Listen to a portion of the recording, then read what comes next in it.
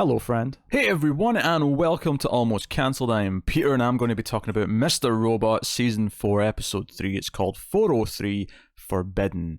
So, full spoilers for the episode, of course, and we mentioned this last week, but Connor is on vacation, which is why I'm on my own this week. So, flying solo, but I have watched the episode twice. I've got my notes. I'm going to dig through it. Connor will be back next week. I'm sure he's going to prioritise Mr. Robot when he gets back, because he gets back a couple of days before the next episode, and there might have been a concern that he would struggle to fit in watching the last one and then, being on time for the new one, but I've got a feeling he's going to prioritise Mr. Robot, because it's kind of the highlight of the week.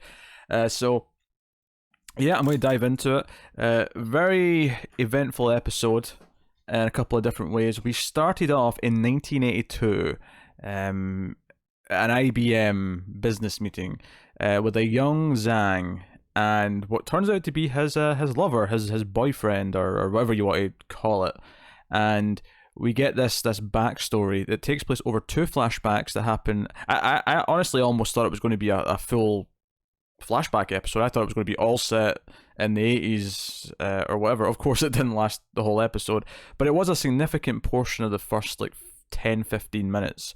There's obviously a scene in the present day in between the two flashbacks, but they were pretty lengthy, and by the time they were done, I think there was maybe 30 minutes of runtime left, because I'm watching this on Amazon Prime, so there's no ads. So it was I think literally about 30 minutes left of the episode by the time all this flashback stuff was done.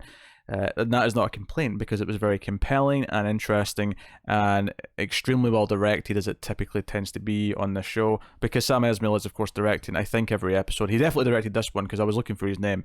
I could probably check that, but so far he's directed all the episodes. So it's 1982, and there's a bit of humour here where Zhang and... I actually got a little bit confused here for a second, because the other guy's name was also Zhang. Obviously they've got different other names, but he was director Zhang, and our Zhang, who I'll probably refer to as Whiterose from here on out, just to avoid confusing. Whiterose was translating. He's a translator here for this business meeting, and the humor came from him kind of them having a secret conversation in Mandarin in front of these Americans without letting them know what they're talking about. And the first couple of things, it was just, oh, what do you want to have for lunch tonight? And then it became kind of more romantic, where they're talking about how they want to be together, and they're doing this in front of these other people who can't understand them. And it was very, very entertaining. And we're back at the hotel afterwards.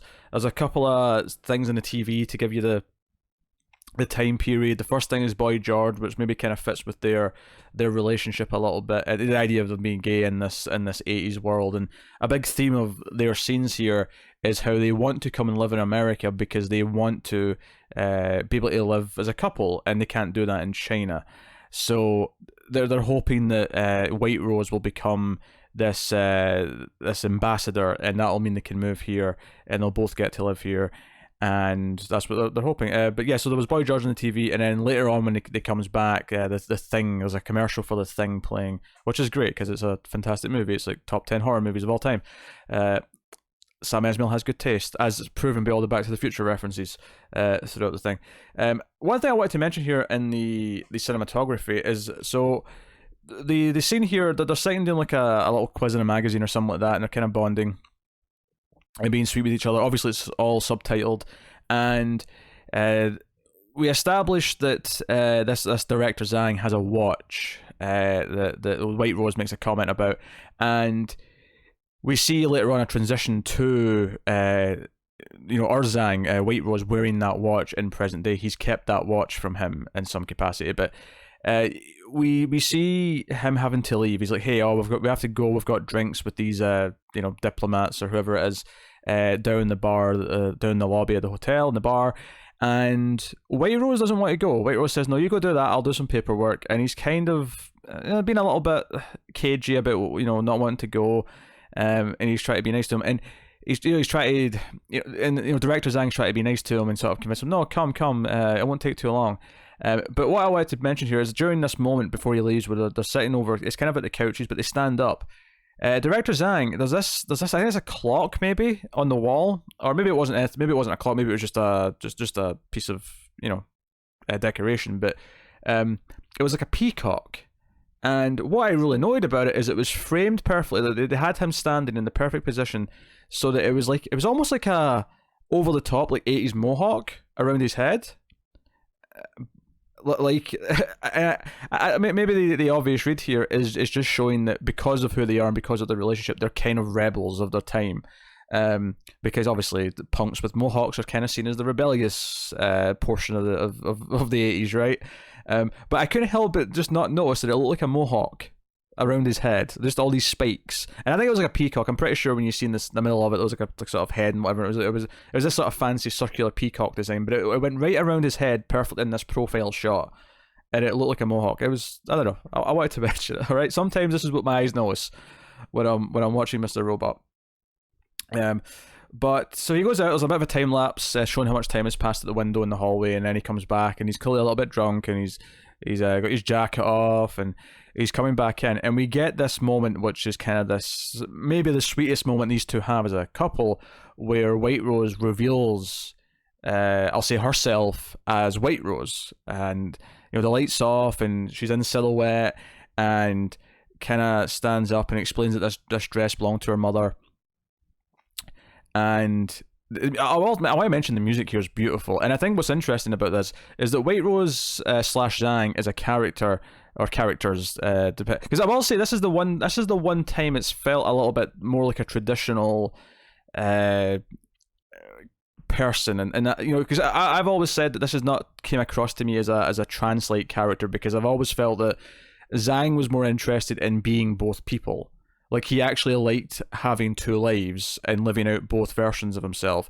And I feel like this was maybe the first time where, when she says, I'm a woman, I felt like, oh, maybe this is a bit more traditional than I thought. This is I don't know, maybe not, but it came across to me a little bit more like that in this case. But she reveals herself as Whiterose to him, and he. And he starts a sentence where he's like, oh, you're, and he's like, yes, and she's like, yes, I'm a woman, and he's like, no, I was going to say beautiful, and I knew he was going to say that, like the build up to the pause and then the build up, it was like, no, he's going to accept this, and he's going to be, understanding, he's going to be affectionate about it, and it's going to be a sweet moment for them. And it's when they're kissing that the camera goes into the watch and pulls out on the watch now in present day, and and Whiterose. I don't want to say Whiterose now, because in present day we do want to distinguish between Whiterose as Whiterose and Whiterose as Zhang, just to make clear who we're talking about here, and it's Zhang.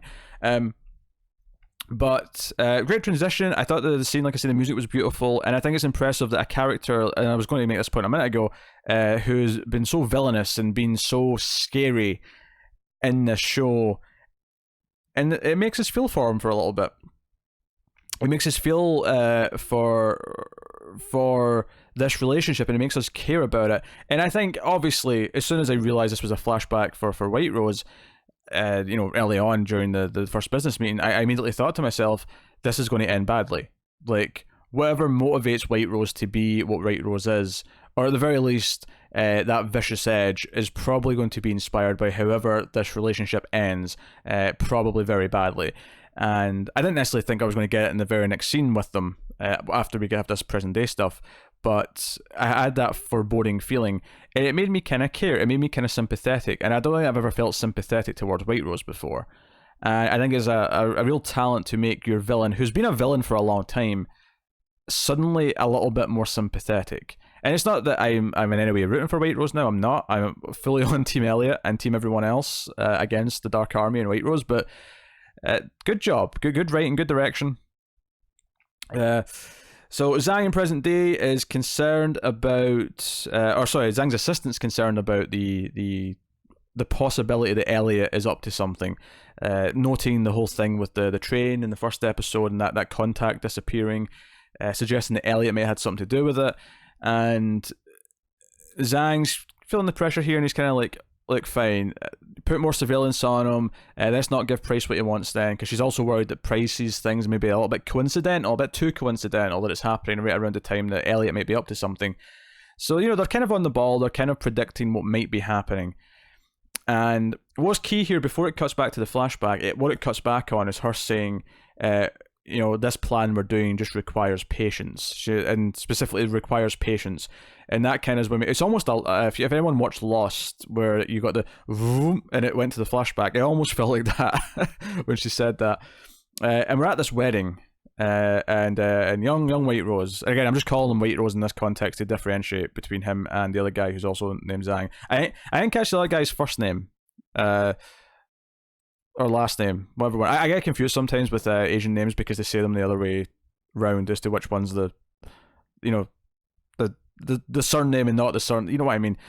Anyway, so turns out director Zhang is refused to come out of his where he's I say dressing room. It's more of a ballroom that he just happens to be dressing in the corner of, and he comes in and Whiterose comes in and it's like, oh, you got my gift, and he's like, oh yeah, the funeral flower, and it's these flowers in the middle of the table, which are notable for later, and I'm going to bring them up in a minute because of the direction, but I do want to really just the foreshadowing there of the word funeral in this scene, because it's going to end very badly, like I was kind of getting at. But we find out that Whiterose has been offered Minister of State Security, and that kind of lines up with what we heard from Price at the start of the last episode about him being in that position when the Berlin Wall came down. So things are just lining up here, and this is kind of changing their plans, because Director Zhang's been forced to marry a woman, and his dad's making him do this, and he doesn't want to. And it's this kind of heartbreaking scene where he's like, no, I want us to be together, I want us to be who we are and not have to live in hiding. And Whiterose has to kind of break it to him that he's got this job offer and he can't turn it down. It's kind of important, and this is just, this is just going to require some patience. I trusted you with who I am. I revealed everything, and I'm asking you to be patient and trust me. And so this lines up, of course, with that line that led into the scene. And Director Zhang says, if someone asks for patience, they're really just asking for surrender. And that kind of ties back into what present-day Zhang is going to say to his assistant when we cut back. But that was a neat moment. And he tries to, Whiterose tries to make him promise, and seems to maybe be convincing him. But as Whiterose is leaving, Director Zhang picks up a knife and says the world will never be good enough, and slits his own throat. And this shot, I want to talk about this shot, because this shot was beautiful, where after because the blood spurts out, it's kind of a wide shot, and the camera kind of starts to come in closer, but goes up and over and around the table. So what's beautiful about this shot that I really like the touch, obviously Whiterose comes running in to check on him, but as we go around the table on the other side of the flowers, the perfectly white flowers on the other side are red, but we don't see that before the camera goes round them. We just see the still white side that's not been touched by the blood, but we go around the other side and there's blood. And I think what's really interesting about a lot of this stuff in terms of thematics with Whiterose as a character is some of the key things we're dealing with here is the idea of wanting to make the world a better place, and an image that Whiterose wants, one where maybe Whiterose and the love of her life could have been together, kind of thing, right? And the idea of being motivated because of what the world, the way it was, did to Director Zhang. Or on top of that, just this idea of obsessing with time, it comes from this watch, perhaps in some small way, right? We're constantly focused on this watch and appointments, and it's interesting that Whiterose in these flashbacks was the one who was like, no, let's not go to the meeting, let's not care about things. But Director Zhang's got this watch on with these timers, and it keeps beeping at him saying, hey, it's time to do this thing, and we've seen how Whiterose is obsessed with time. So there's so many facets of Whiterose's character that are kinda just sprinkled in here in an origin kind of way in what Whiterose has become. And it's interesting to give Whiterose this little bit of depth at this point in the show, now that we're really getting to the fight with Whiterose in a way that we haven't gotten to yet. Obviously I love that Whiterose was introduced way back early in season 1, and it's been kind of a bubbling thing that's been getting stronger and stronger and stronger throughout the entire show. So really good. So we come back, and we come back at the exact moment we left, and Zhang says, no, wait, actually give Price what he wants. And he says that they may be planning something, but the best way to force them into a mistake, instead of like trying to second guess anything, is to just actually do it. Let's just do this quicker than they would ever have expected, and that will hopefully make them make a mistake. Rather than wait for them to make a mistake, let's force them into one by just doing it as quickly as possible, because they might not be ready. So he's like, hey, let's get this meeting with the Delos, not Delos, sorry, Delos is Westworld, the Deus group tomorrow. Let's get that done tomorrow. And she's like, what? I can't get all the world leaders here in the same room in 24 hours. And he's like, nah, do it. And she's like, what about CEO of Evil Corp? We don't have anyone for that. And he's like, Tyrell Wellick, he'll do it. He'll say yes. And of course, Tyrell, you know, as the previously on reminded me, has a plan with Mr. Robot and Elliot to try and take them down from the inside. So it's something he's been waiting on. It doesn't really come back into play, of course, until the very end of the episode. But important stuff there. So no, so yeah, this was the opening 15 minutes, and it was pretty much fantastic. The direction was flawless. It was sympathetic in ways that I would not have expected to be able to pull off with a character like Whiterose, and gave us some depth. You know, this episode flew in. Like the minutes flew by. Like I was like in shock when the credits rolled. I was like, oh wait, what? It's already over? No. So yeah. So then we do eventually get to some present day Elliot stuff, with Elliot and Mr. Robot going through the street. Obviously the big thing here that happens is when he runs into Krista, but I will mention that before this, there's a running theme with the narration in this episode, which is still Mr. Robot narrating, still Christian Slater, is he's talking about Russian roulette and how your life changes when you play that game, and if you hear that click, because you know you've just cheated death, you know, because you could have killed yourself, but you didn't, because you got lucky and the chamber was empty. And how he's saying, and I like this stuff because it was very a nice bit of writing. He's talking about how, you know, I think we're running out of empty chambers, you know, because again, the more you play the game, the less likely you're going to survive, and when is the luck going to run out? So it was a nice little speech. But he runs into Krista, and we're not seeing Krista yet this season, and this was again another phenomenal little scene because there's so much history between these two characters now. And Krista is scared, and she has to like say to Elliot, like, I don't want to see you anymore. I've sent you a letter, and I'm making it very clear that I can't treat you anymore. Because Elliot keeps trying to say that he's doing what she always advised him to do. That he's talking to Mr. Robot, that he's getting better and he's making some progress. And you feel really bad at the end of the scene because, and I think she does too, even though she is scared of him, because she says, "I don't feel safe around you." And obviously the way he reacts to this is a big plot point for later, but you do feel bad just in the moment because he says, I didn't want you to treat me again. I just wanted you to know that you helped me. And he walks off, and you feel kind of like, oh. And don't get me wrong, she's right to be scared. Like, what she suspects that he was involved in, he was involved in. You know, the whole taking down of the E-Core building, the servers and all that. Like, he was involved in that stuff. Well, Mr. Robot was. Elliot was tangential. I mean, I guess it depends how you define it, given the different characters.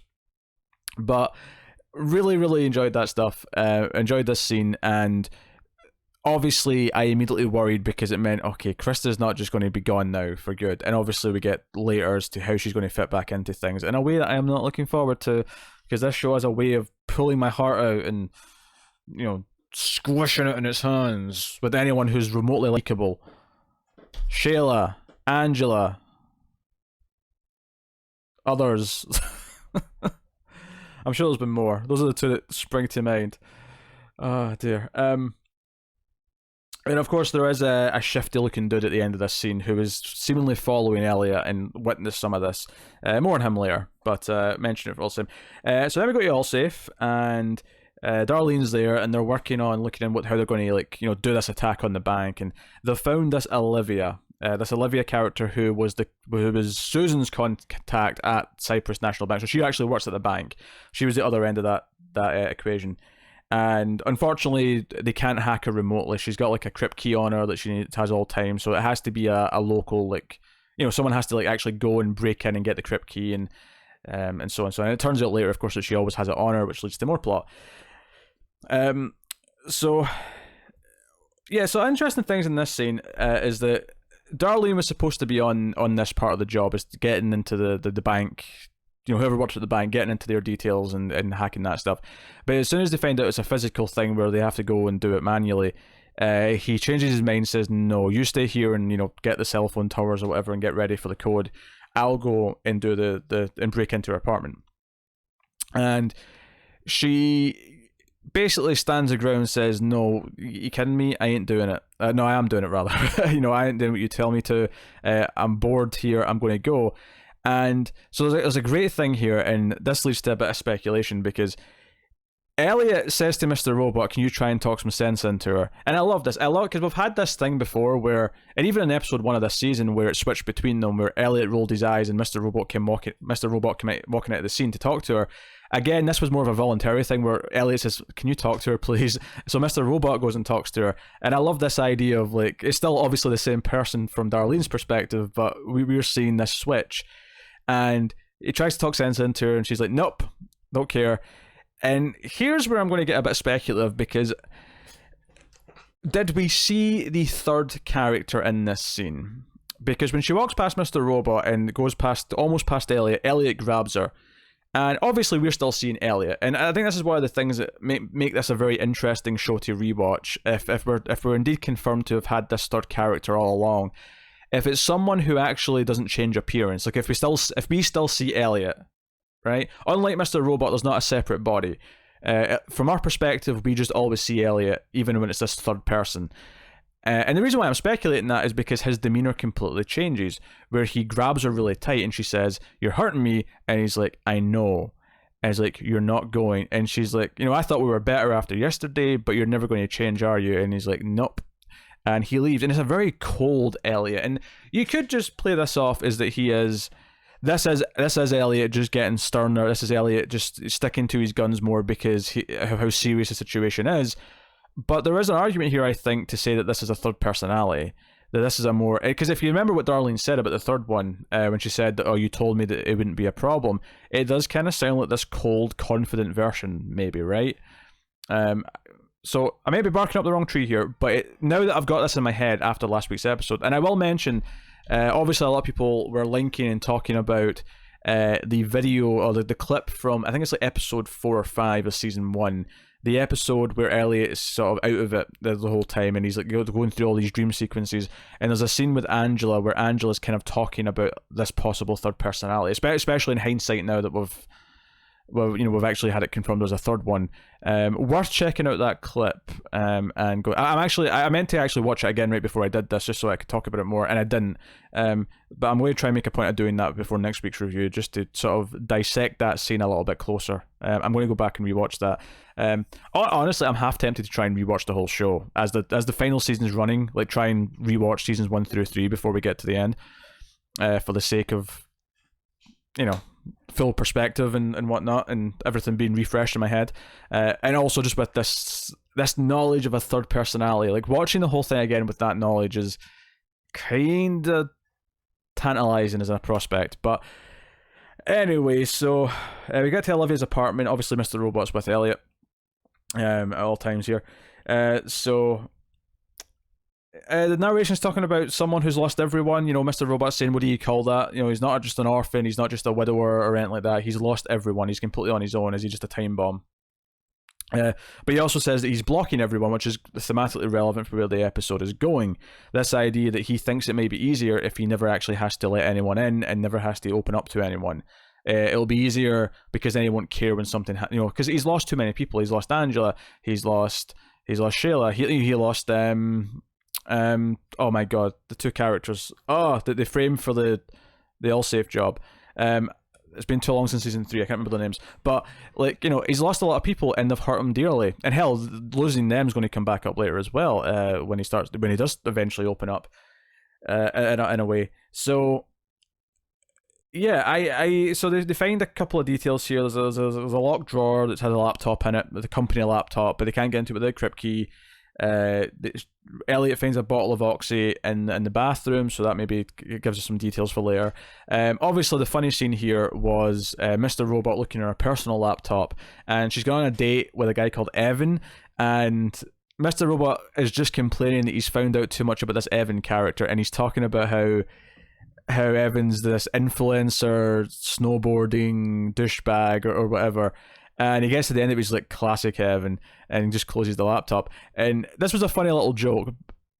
But I do want to point out here, there was a great tweet. Someone named Sam on Twitter tweeted at Sam Esmail. Sorry, not someone named Sam. Someone named Evan. Sorry, this makes more sense. Someone named Evan tweeted at Sam Esmail saying, well, Sam's a stupid name too. Obviously, I mean, probably just joking, like not being serious, but just jokingly saying Sam's a stupid name too, being offended that the name Evan was made fun of.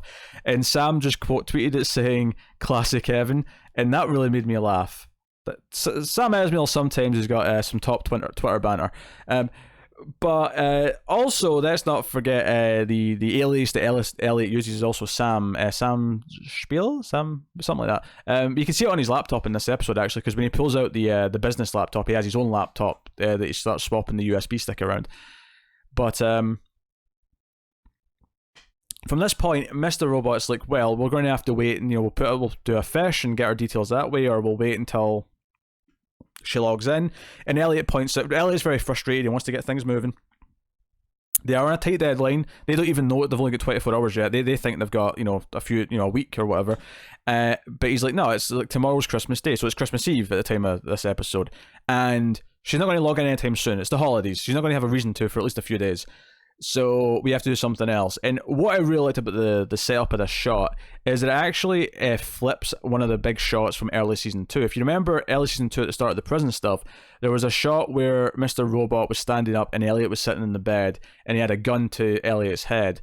This actually flips that shot. Obviously there's no gun, but Elliot's the one standing up and Mr. Robot's the one sitting on the bed. And what's interesting about this is that the flipped positions also flip the extreme and more normal morality values here. And what I mean by that is that back then in season 2, Mr. Robot was trying to convince Elliot to be more of an activist, more extreme, and do more things and hack and fight and not play by the rules. And what's interesting here is that we're flipped it, and even though he's not outright saying it, Elliot is very much implying that we have to do something to get this information. And Mr. Robot's on the bed offering all of the kind of the normal solutions that they would normally employ that wouldn't put anyone in danger, that would be completely safe, and they can do kind of reliably and sensibly.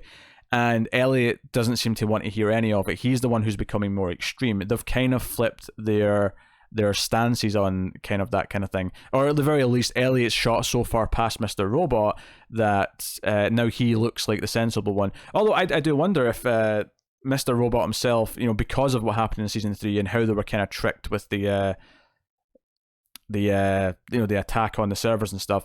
Like, I wonder if he has actually mellowed, and it's maybe a sign of Elliot's like subconscious kind of like the imbalance and how like one personality is kind of swapped with the other one, and so there's things to maybe read into there.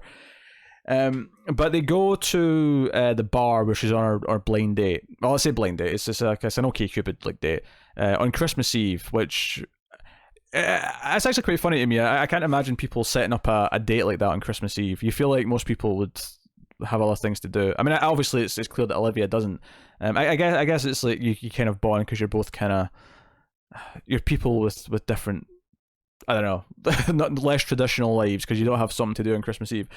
But they go to the bar, and again, Elliot's more extreme, where they're seeing her sit there, and Mr. Robot's like, "Hey, we can do this, we can try that," and Elliot's like, "No, we already own her." That was the key line of dialogue that I wrote down, is that he says, "We don't have to do any of that because we already own her."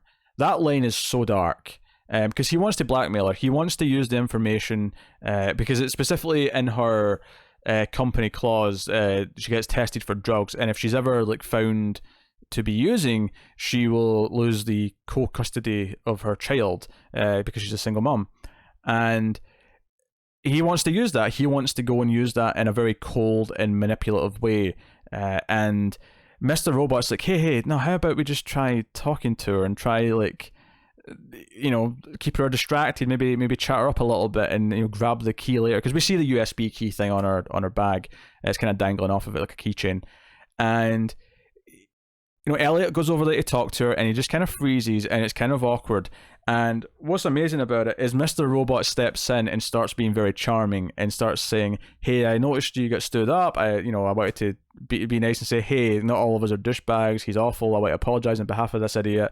And sure enough, it works just enough to keep her sitting there, and then Mr. Robot's like, right, you're up, Elliot. Like, so it kind of puts Elliot on this weird kind of half date, and it's a really funny scene. I mean, it goes really dark from Elliot wanting to do something severe, and like I say, being very cold in a way that, you know, makes us not want to root for him. He's going off this sort of darker edge, and Mr. Robot's the one again who reels him in. And it's almost like at any point, if Elliot needs to be pushed in one direction, Mr. Robot's there to pull him in that other way. And you know, so very, very interesting. So we cut away as this scene's playing out to a small restaurant, and it's a kitchen, and it's Vera, who we of course know about now. And he's you know, he's putting drugs in chickens and giving them to kids who are basically just acting as little mules to, you know, get them wherever they're going. And the guy comes in, who we saw earlier in the Krista scene, and Vera's like, okay, what you got for me? What did you see? And he's like, oh, I don't know. Why are we even looking after this guy? Like, what the hell? And what was very interesting about this for me is Vera saying, because the guy says, why don't I just put a gun to his head and make him give us what you want from him? And Vera, and this is fast, because Vera's, you know, a vicious guy, and we see that in this very scene, because by the end of the scene, he shoots this guy for being incompetent. But he's like, no, I don't want Elliot to be my prisoner. I want him to be my partner. He's a visionary. He's not going to work work to his full potential if he's under threat all the time. I want him to be by my side, and you know, because as he says, he wants to make New York his kingdom and needs an architect, and Elliot would be that architect, and that's what he's hoping to do. So that was a fascinating little bit of thing, and he keeps asking, he's like, oh, there was this woman there, and he's like, what woman? What did they talk about? How did he look? He's like, did you at least get some photos? And he did, and he's looking at the photos, and he's like asking him about them, and the guy really has nothing to say. He's not really saying anything about anything. And this little kid comes in, the next kid who's there obviously to get drugs. Vera's like, hey, what do you see in this photo? And the kid's like, oh, he looks upset, like when my mum yells at me, and I know it's like I know I've done something wrong, so I feel really bad. And as Vera puts it in a minute, like it's not this woman, you know, Krista's hurt him, but not just like a dull pain. This was like a knife to the heart pain. Like, he looks absolutely devastated by how he's made her feel, and that means she's close to him, and it means she knows something. And this means Vera is going to go and at least talk to Krista, if not something worse. And it makes me terrified for Krista. I don't want Krista to be in danger. Krista's a nice person. And given that she's already scared of Elliot, even if Elliot somehow, you know, saves the day and saves her after she's been held captive for a while, or whatever's going to happen, I mean, I'm not like, you know, this is just going to make her more scared. Like, I'm so fearful right now for Krista, so fearful. And I like how we're doing this in little bits as well. I like that, you know, there was no Dom this week. Like, we're getting to just like develop. You know, this week we got some good Whiterose stuff, and we got some good, that's good sort of Krista and Vera kind of setup. You know, last week we got some really good Dom stuff. I'm liking that it's really giving time to each of these things, you know, on an episode by episode basis. Obviously, Elliot and Mr. Robot, and to an extent Darlene, we expect to see every episode, but the others can kind of rotate around where need be. So yeah, really chilling stuff this scene, just because it makes me really scared for Krista. So not looking forward to that. And of course the way he pulls out the gun, because again it does that thing where it lets us see the gun early in the scene, so it's good for suspense, where, you know, he's taking off their apron and he's putting on his jacket, and when he turns around and you see the gun in the back of his pants, and of course afterwards he just pulls it out and shoots the guy, and says it needs to be more detail oriented. This little kid can see something and you can't, kind of thing. So Vera's an interesting character. He's very entertaining to watch because he's so captivating and charismatic in a very evil way. But it's nice to kind of have him back after he's been gone for essentially 2 seasons. There was a little bit of him in season 2, I think, but not much. Obviously, we had this post-credit scene in season 3, but he was gone for the season. Like, he wasn't there. So we go back to the bar. And Elliot just casually drops that his mum died yesterday when he's explaining why he has nothing to do for Christmas. And she's like, I'm sorry. And he's like, sorry for what? This was so Elliot. That made me laugh. It really did. When he said sorry for what, it really made me laugh. But again, the point of this scene is that this is someone who isn't this evil person who works for Cyprus National Bank. This is a real person who actually can relate to a lot of what Elliot has went through. Because when he says he wasn't close with his mum, she says, oh, I get that. I wasn't really close with my dad. And she goes into a little bit about her past with her dad. Not a lot here. She goes into more of it later. but it's this idea that they're starting to connect a little bit, where he sees a little bit of himself in her, and he starts to feel a little bit more comfortable. He's still awkward as shit because he's Elliot. And then he connects a little bit further by admitting that he's been addicted to morphine. And she cracks a joke, and we, later on, obviously, and he knows that she might have an oxy problem, so, like, she doesn't freak out because she actually can sympathize, even if she doesn't admit it in this scene. That comes much later, but it's it's kind of the sweet building of moment, and it very quickly makes us like her, I think. I think Olivia becomes very likable very quickly, which again is very impressive. And I think it does it by giving someone to Elliot who is vulnerable and does relate to him in a number of ways. And typically when Elliot has a love interest, it does not end well for them. So I'm a little bit worried about Olivia and her ending. But yeah, so he admits that he had an addiction problem, and he's been sober for however many months. And obviously it comes off as a joke where he says he was pinned down and given heroin the other day. But one thing I want to point out though is this scene is going on and it feels like they're connecting and getting closer. These shots become very close up. The shots in both of them, the reverse shots of each of their faces, become very close up, which isn't irregular that doesn't necessarily mean it's a romantic moment in and of itself. But what I was really noticing here was how magical it looked. Because we had a lot of Christmas lights in the background. There's a lot of little lights just all over the bar in the background around the room.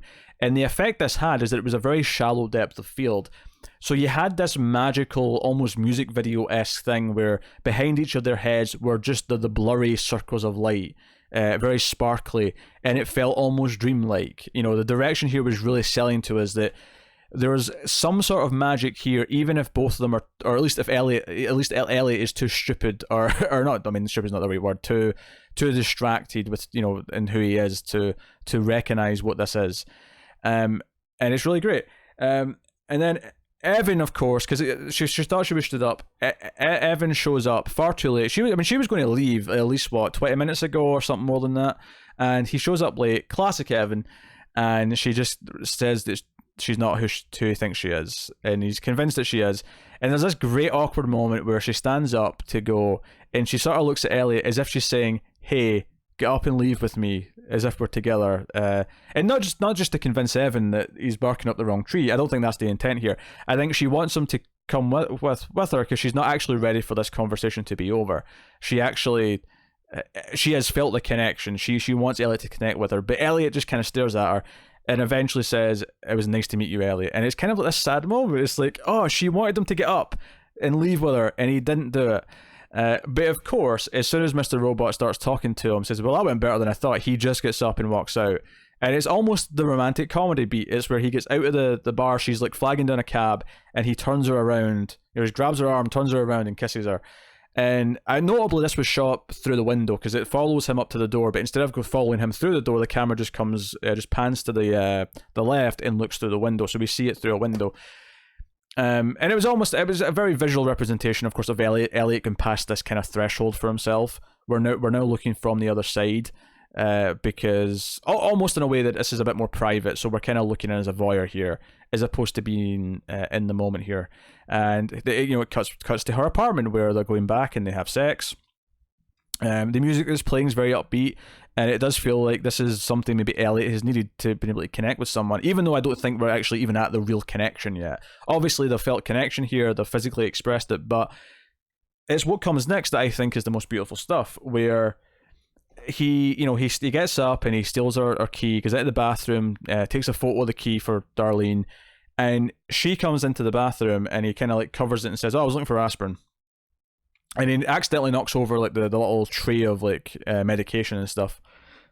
And when they're picking up, and she's not suspecting it, and she's just sort of like, "It's okay, don't worry," and they're picking things up. He picks up the bottle of Oxy, and she gets very sort of defensive, grabs it and says, "It's not what it looks like." And she, instead of going another way, she actually then again opens up and connects a little bit by admitting that this was a problem she did have after her mother was murdered. And again, this idea that one of her parents was murdered, a lot like Elliot. Elliot definitely sees his father as being murdered. That was a big thing back in season 1 when we were learning about what happened at the Washington Township plant.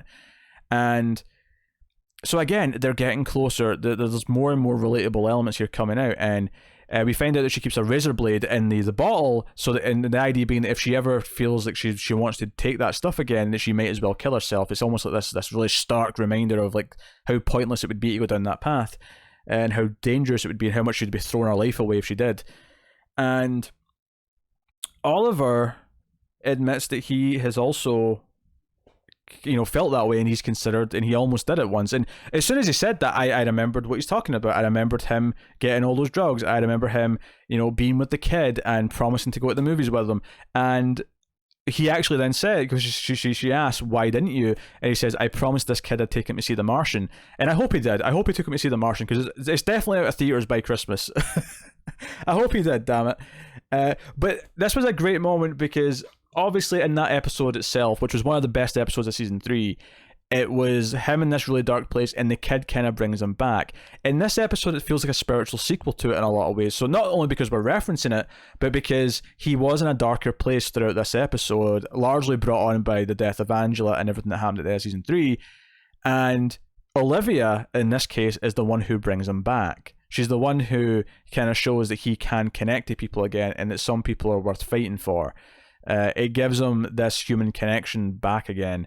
And this is definitely Elliot. This is not the third personality for sure. This is Elliot.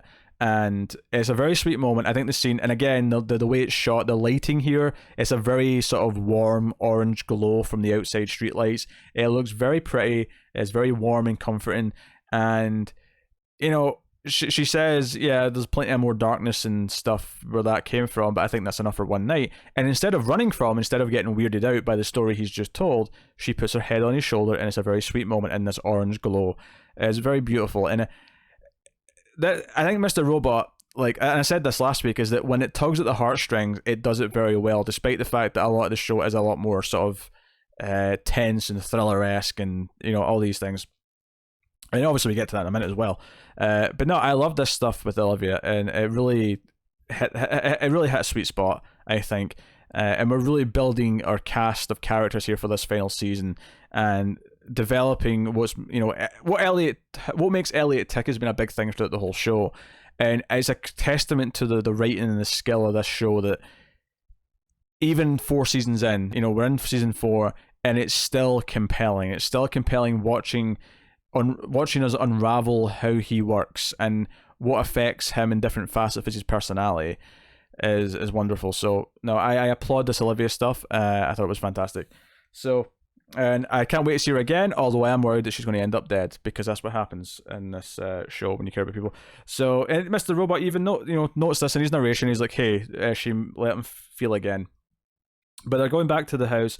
They realize they're being followed by the white van. Because we're going back to Allsafe, rather. But they decide to go back to the house as if they're not up to anything, in case the Dark Army are suspecting things. Because again, why would Whiterose be following them now? All of a sudden, she might suspect something. And when they get into the apartment, they see it's been broken into. And Mr. Robot's like, oh, we can't go in there. Like, it's too dangerous. And Elliot's like, yeah, but they're outside too. Might as well face it head on as if there's nothing to hide. And he goes in, and it's actually Tyrell. Tyrell's waiting for him, and Tyrell's like, oh, I've been made CEO, Whiterose, pick me herself. And Elliot goes to shut him up, puts his hand over his mouth, tells him to stop talking, and Tyrell just has to finish his sentence. He says, no, we can take her down, finally. And he writes down a bit of paper, they're listening. And of course, Tyrell immediately shuts up, and he's like, huh? And then, Elliot's just looking out the window, looking through the blinds outside, and the camera just comes down to the van, and we just see the guy in the van looking at a computer screen, and it cuts the credits. So it's this thing, did they hear that? Did they hear that Tyrell's planning on taking Whiterose and the Dark Army down with Elliot or not? So it ends in a really good bit of tension. But no, this episode was fantastic, and I don't think we can escape the idea that we see the motivation, partially at least, for Whiterose in these flashbacks with this relationship, and then see Elliot form a new relationship in the same episode. And given the way that Whiterose's relationship ended, it makes me very, very concerned about where the Olivia story is going. Although arguably you could say that the comparison should be with him and Angela's already met her end, and maybe Olivia can be the example that gets out alive, that can have the happier thing. That this is, if Elliot does somehow succeed, even though the thought of this show having like a perfectly happy ending where Elliot survives and gets to have a happy life after this feels so unfathomable to me. But I would root for her if it did. I would care. I would pop. I'd be like, yeah, give him his happy ending.